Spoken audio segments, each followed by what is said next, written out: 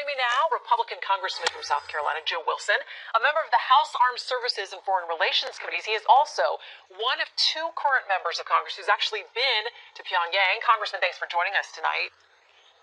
Shannon, I appreciate our shared Virginia heritage. Yes, we have that in common. So let's talk about what happened in this letter from the president today. Kristen reported on it and had some passages. I'm including this one as well.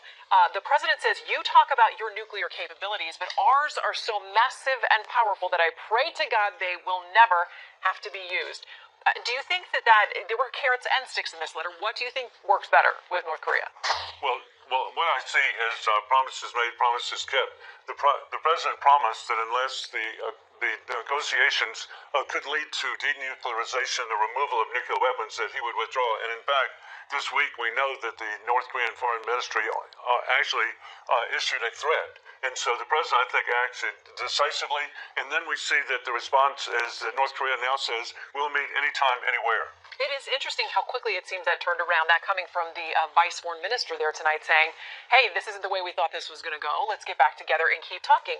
What do you make of the fact that the left has immediately jumped on this? We're going to talk about this a little bit later, but saying, he's not going to get the Nobel Prize. He really doesn't know what he's doing. And even some members of Congress on the left have said, listen, we're glad the president walked away. We think it was the right thing for him to do, but he still doesn't know what he's doing. Well, it's another example of Trump derangement syndrome.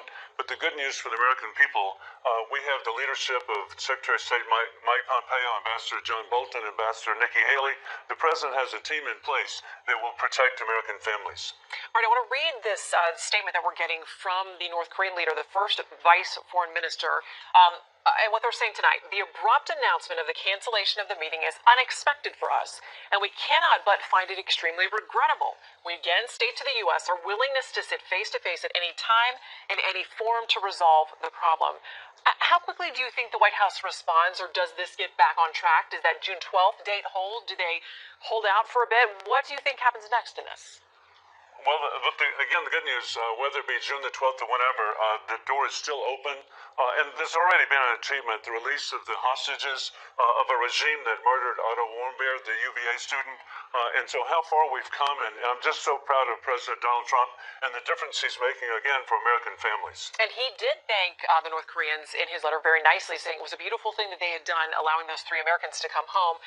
There was a lot of praise for him in this letter, and it was something that House Minority Leader Congresswoman Nancy Pelosi actually sort of made fun of. She said that Kim Jong-un must be having a giggle fit reading this letter. She said that it was way too nice and almost a Valentine to the North Korean leader.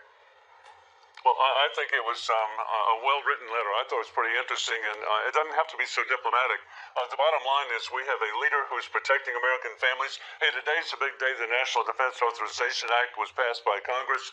We are rebuilding the military. Again, the president living up to his promises to rebuild our military for peace through strength. Let me quickly ask you, you've seen the video of the supposed demolition of the nuclear test site. It was said that there were explosives used. They collapsed all the tunnels and buildings underneath.